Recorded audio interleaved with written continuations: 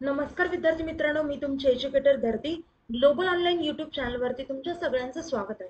तर विद्यार्थी मित्रांनो, पहा आजच्या व्हिडिओमध्ये आपण Maharashtra law CET exam 2025 5 years या एक्झामसाठी आपण बेसिक मॅथमॅटिक्स या सेक्शनवरती मोस्ट इम्पॉर्टंट एमसीक्यू क्वेश्चन बघणार आहोत. तर विद्यार्थी मित्रांनो, हे एमसीक्यू क्वेश्चन आपण काही टिप्स आणि ट्रिक्स सोबत बघणार आहोत.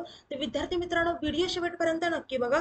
या व्हिडिओचा तुमच्या एक्झामसाठी नक्कीच फायदा होईल अशी माझी गॅरंटी आहे. तर जे स्टुडंट्स आपल्या चॅनलवरती नवीन आहेत त्यांच्यासाठी मी सांगू इच्छिते, जर तुम्ही महाराष्ट्र लॉ सीईटी एक्झाम 2025 साठी प्रिपरेशन करत असाल तर तुमच्या प्रिपरेशनसाठी ग्लोबल ऑनलाईन प्लॅटफॉर्मने एक कम्प्लीट कोर्स लॉन्च केला आहे. त्यामध्ये तुम्हाला फुल सिलेबस लाईव्ह व्हिडिओ लेक्चर्स मिळतील, रेकॉर्डेड लेक्चर्स मिळतील, त्यासोबतच 50+ फुल सिलेबस टेस्ट सिरीज मिळेल, त्यासोबतच 2000+ एमसी क्वेश्चन बँक आणि फुल सिलेबस नोट्स देखील मिळतील. पहा, सर्व गोष्टी तुम्हाला एकाच कोर्समध्ये आणि ते पण 2000 रुपयांमध्ये अवेलेबल करून देण्यात आले आहे. आता विद्यार्थी मित्रांनो, अजून एक स्कीम ग्लोबल ऑनलाईनने लॉन्च केली आहे, ती म्हणजे फक्त ग्लोबल ऑनलाईन टेस्ट सिरीज. तर याच्यामध्ये तुम्हाला 50+ मॉक टेस्ट असतील. आता या नवीन स्कीमनुसार हे 5 वर्ष म्हणजे Maharashtra law CET 5 year and 3 year या दोन्ही एक्झामसाठी असतील. त्यासोबतच 10 फुल सिलेबस टेस्ट देखील असतील. ओके, आणि या सर्व गोष्टी तुम्हाला एकाच टेस्ट सिरीज मध्ये मिळणार आहेत आणि त्या पण फक्त 1500 रुपयांमध्ये 1500 रुपयांमध्ये अवेलेबल करून देण्यात आल्या. तर विद्यार्थी मित्रांनो, पहा, अजून काही कुठल्याही प्रकारचे डाऊट्स असतील तर मी स्क्रीनवरती 2 नंबर दिले आहेत, त्या नंबरवरती तुम्ही व्हॉट्सअप थ्रू कॉन्टॅक्ट करू शकता. कॉन्टॅक्ट फक्त व्हॉट्सअप थ्रू करा, एवढं लक्षात ठेवा. ओके, आता पहा, हा कोर्स कसा जॉईन करायचा. तर त्यासाठी ग्लोबल ऑनलाईन प्ले स्टोअरवरती जाऊन डाउनलोड करा, त्यानंतर ॲप्लिकेशन ओपन करा. ॲप्लिकेशन ओपन केल्यानंतर नाव आणि नंबर एंटर केल्यानंतर तुम्हाला असा इंटरफेस समोर येईल. इंटरफेसच्या पहा डाऊनलोड साईडला स्टोअर असा आयकॉन असेल, त्यावरती क्लिक करा. त्यावरती क्लिक केल्यानंतर तुम्हाला कोर्सेसचा पेज दिसेल. कोर्सेसच्या पेजच्या सर्च बॉक्समध्ये तुमच्या कोर्सचं नाव टाईप करा. MH लॉ सीईटी 3 इयर्स और 5 इयर्स असं टाईप केल्यानंतर तुम्हाला खाली तुमचे कोर्सेस दिसतील. MH लॉ सीईटी एक्झाम 2025 असा कोर्स दिसेल.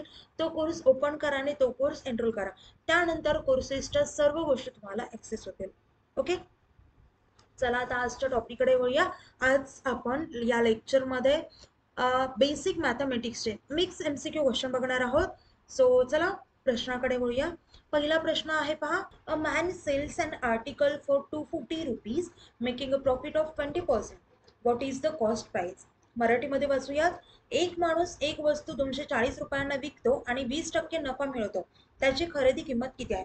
पहा, इथे आता आपल्याला काय काय दिलंय, प्रॉफिट दिलाय, त्यासोबतच सेलिंग प्राइस दिली आहे, म्हणजेच विक्री किंमत दिली आहे, त्यासोबतच नफा दिलाय. आता पहा, इथे दिलेल्या गोष्टी लिहून घेऊयात. कॉस्ट प्राइस काढायची, बरोबर आहे, म्हणजेच आपण ज्याला मराठीमध्ये काय म्हणतो तर खरेदी किंमत.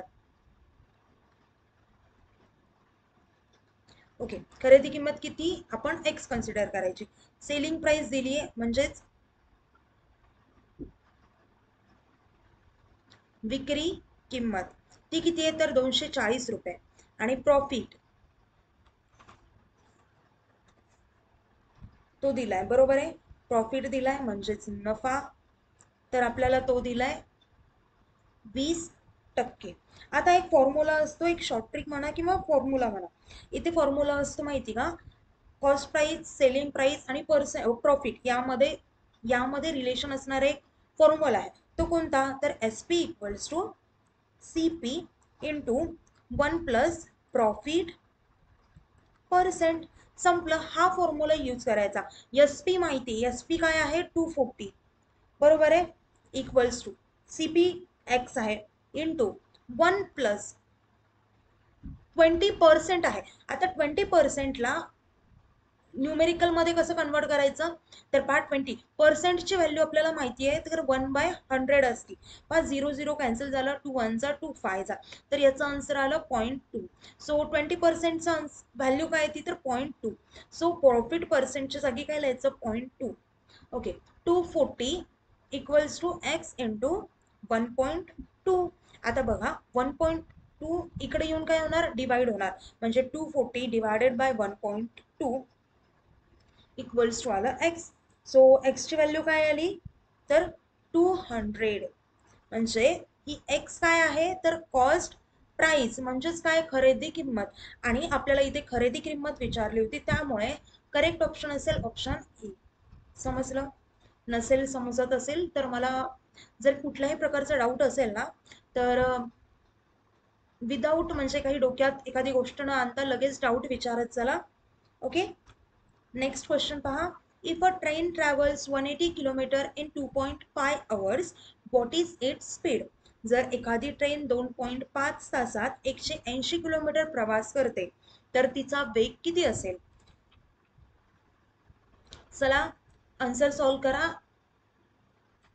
हे बघा, आता व्हिडिओला पॉज करा, तुमचा आन्सर काढा आणि माझ्या आन्सर सोबत ते क्रॉस चेक करा. त्याच्याने तुमची छान प्रॅक्टिस होईल आणि तुमचा अभ्यास कुठपर्यंत झालाय, कितीपर्यंत झालाय ते तुम्हाला कळेल. ओके, आता बघा इथे स्पीड विचारली म्हणजेच काय, त्याचा वेग विचारलाय. बरोबर आहे. स्पीडचा फॉर्म्युला माहिती आहे का तुम्हाला? स्पीड म्हणजेच वेग चा फॉर्म्युला असतो डिस्टन्स डिवायडेड बाय टाइम, म्हणजेच अंतर भागिले वेळ. ओके, सो आपल्याला डिस्टन्स दिलेला आहे 180 किलोमीटर. हे काय आहे? डिस्टन्स आहे. आणि आपल्याला दिलाय टाइम. टाइम किती दिलाय तर 2.5 hours. सो इथे येणार 2.5. आता बघा डिवाइड करा चला. आता डिवाइड करण्यासाठी सिम्पली आपण असं करू शकतो, 180 इंटू 10 करायचं डिवायडेड बाय 2.5 इंटू 10 करायचं, म्हणजे पॉईंट जाईल. मग इथे येणार 1800 डिवायडेड बाय 25. आता बघा डायरेक्टली डिवाइड करायचं तर 1800 ला तुम्ही जर 225 ने डिवाइड केलं तर आन्सर येतं 72 kilometre per hour. So it is the correct answer. म्हणजेच 72 किलोमीटर कुठल्या ऑप्शन मध्ये तर सी ऑप्शन मध्ये. सो हा नेक्स्ट क्वेश्चन काय म्हणतोय, E A can do a work in 12 days and be in 8 days. In how many days can they complete the work together? मराठीमध्ये वाचूया. जर ए एक काम 12 दिवसात आणि बी 8 दिवसात करू शकतो तर ते दोघे मिळून ते काम किती दिवसात पूर्ण करतील? आता आपल्याला इथे म्हटलंय की एक काम आहे तर ते काम ए हा व्यक्ती 12 दिवस लागतील ते काम पूर्ण करायला, तेच बी या व्यक्तीला 8 दिवस लागतील. तर त्या दोघांनी मिळून ते जर काम केलं तर ते किती दिवसात पूर्ण होईल असं विचारलंय. आता बघा ए हे काय करेल, 12 दिवसात काम पूर्ण करेल म्हणजे 12 डेज मध्ये. तेच बी किती दिवसात पूर्ण करेल तर 8 डेज मध्ये. ओके, आता पहा एका दिवसात 1 डे मध्ये ए हा किती काम करेल तर 1/12 करेल. तसंच एका डे मध्ये बी किती काम करेल तर 1/8 करेल. बरोबर आहे. आता बघा तेच, आता पूर्ण काम कंप्लीट काम करण्यासाठी त्या दोघांना किती वेळ लागेल? आता बघा दोघे मिळून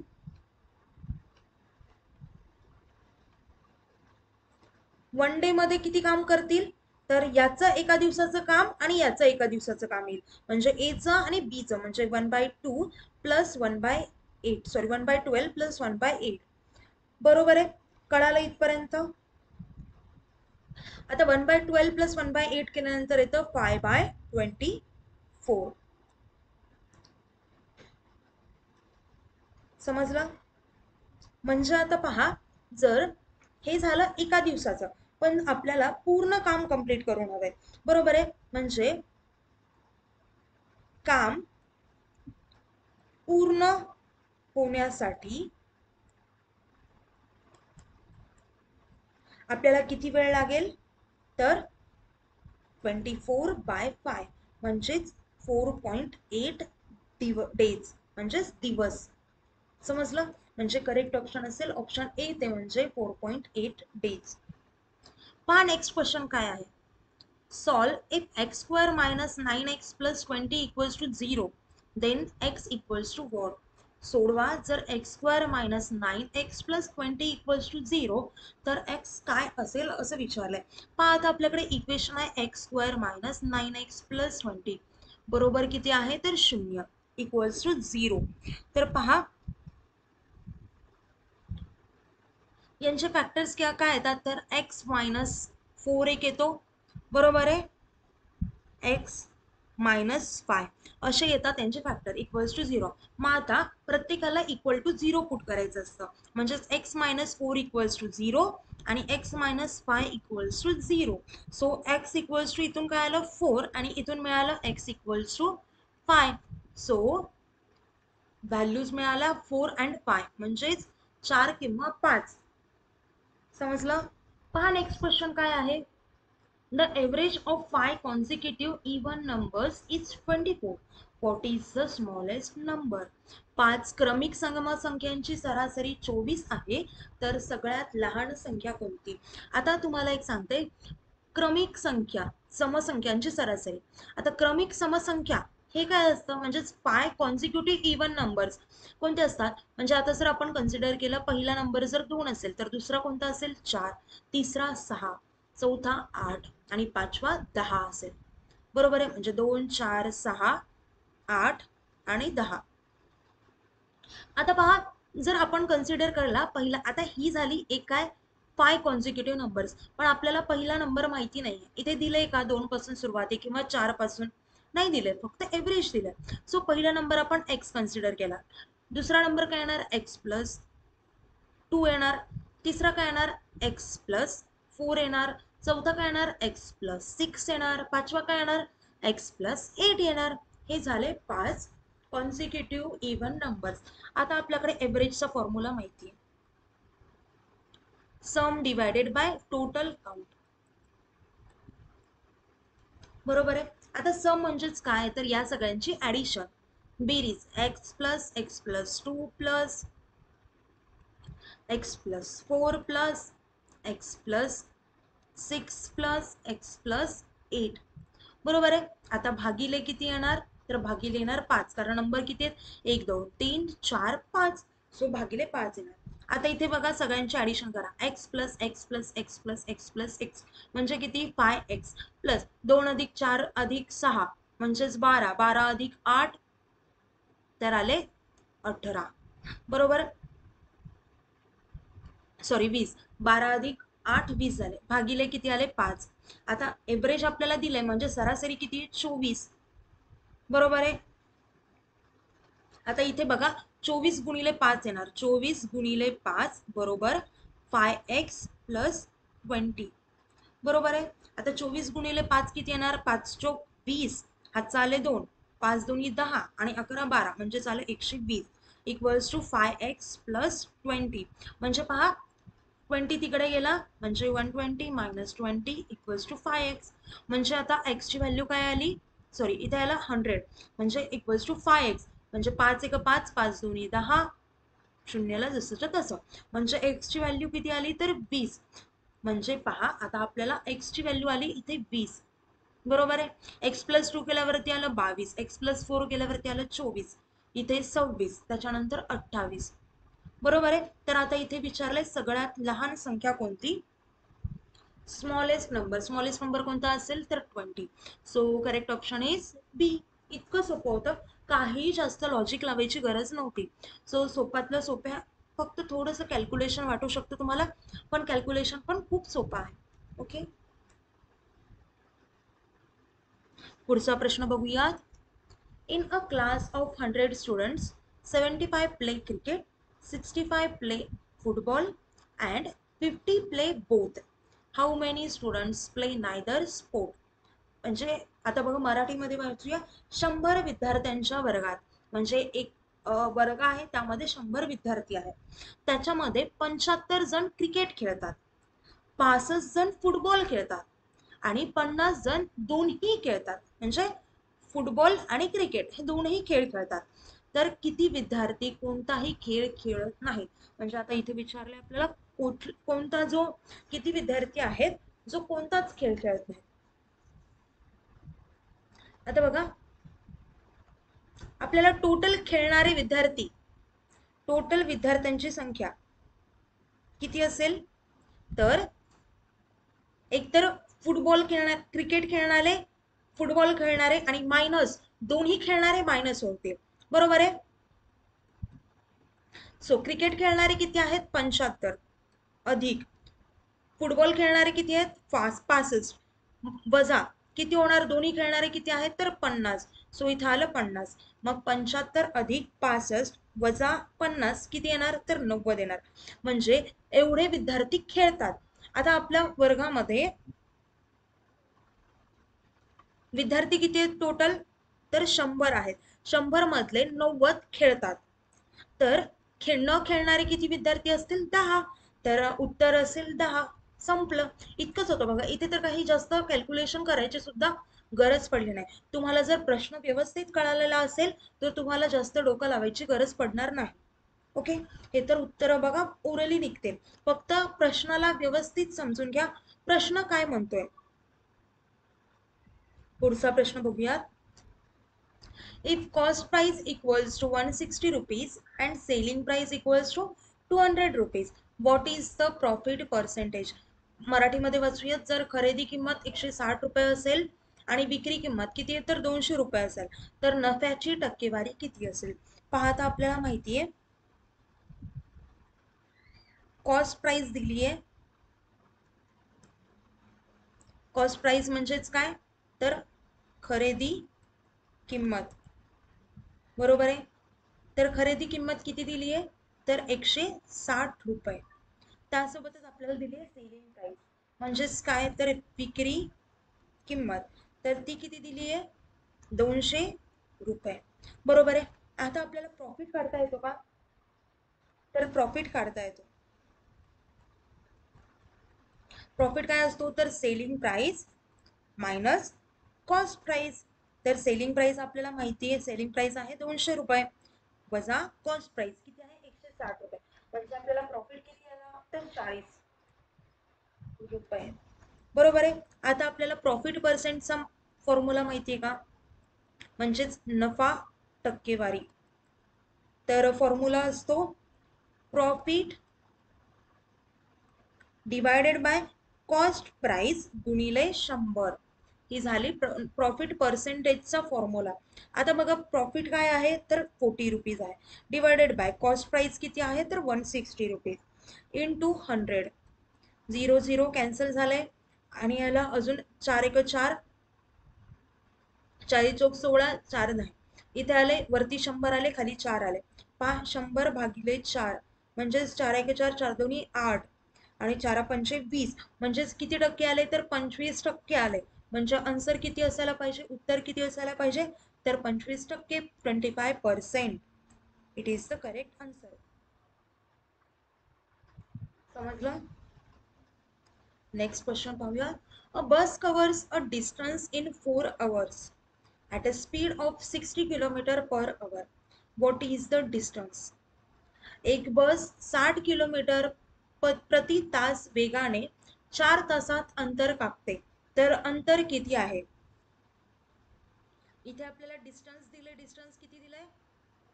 डिस्टन्स काढायचंय. स्पीड दिली आहे, किती दिली आहे? 60 किलोमीटर पर आवर. आणि आपल्याला दिलाय टाइम. तर टाइम दिलाय तो म्हणजे 4 hours.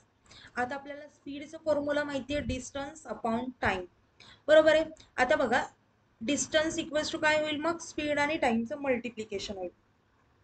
So speed into time equals to काय होईल? स्पीड किती आहे? तर 60 इंटू टाइम किती आहे? तर 4. म्हणजे 6 चोक 24 म्हणजे 240 किलोमीटर इतकं अंतर असेल. समजलं? म्हणजे ऑप्शन कुठला राईट असेल? तर 240. समजलं?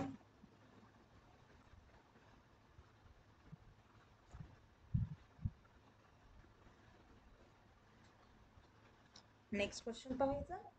चला आता पुढचा प्रश्न पहा.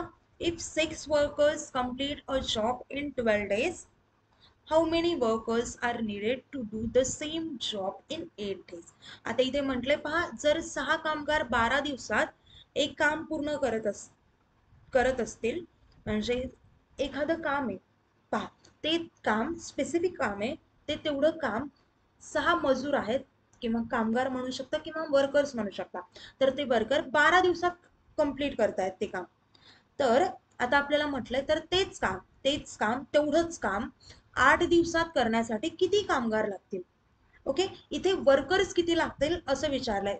एखादं तेच काम आता आपल्याला किती दिवसात कंप्लीट करायचं, तर 8 दिवसात. बरोबर आहे. आता बघा, इथे टोटल वर्क काढून घेऊया.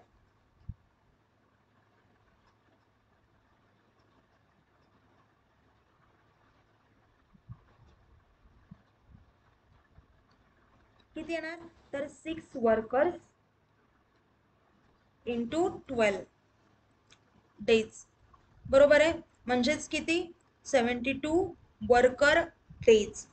ओके, आता आता आपल्याला काय करायचं आहे, 8 दिवसात कंप्लीट करायचं ते सेम वर्क. बरोबर आहे, म्हणजेच आपल्याला किती वर्कर्स लागतील पहा. आता इथे पहा, टू फिनिश इन 8 डेज किती रिक्वायर असतील वर्कर्स, रिक्वायर वर्कर्स किती असतील, किती असतील 72. 72 डिवायडेड बाय किती दिवसात कंप्लीट करायचं, तर 8 डिवाइड बाय 8 इक्वल्स टू किती आलं, तर 9.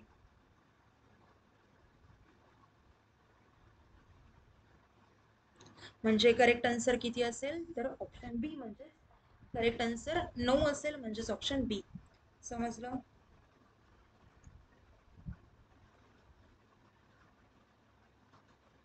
चला विद्यार्थी मित्रांनो, आता व्हिडिओ इथेच थांबूया. कुठल्याही प्रकारचे डाऊट्स असेल तर मग फ्री व्हा. कुठल्याही म्हणजे छोट्या लेवलचा जरी डाऊट असेल तरी विचारा, म्हणजे तुमचे सगळे डाऊट्स क्लिअर होतील. ओके, आणि विद्यार्थी मित्रांनो, जो आपण कोर्स लॉन्च केलेला आहे ग्लोबल ऑनलाईनने, तो नक्कीच जॉईन करा. त्या कोर्सचा तुमच्या एक्झामसाठी नक्कीच फायदा होईल अशी आमची गॅरंटी आहे. ओके, तर विद्यार्थी मित्रांनो, ते व्हिडिओ इथेच थांबूया. Thank you, have a nice day, bye.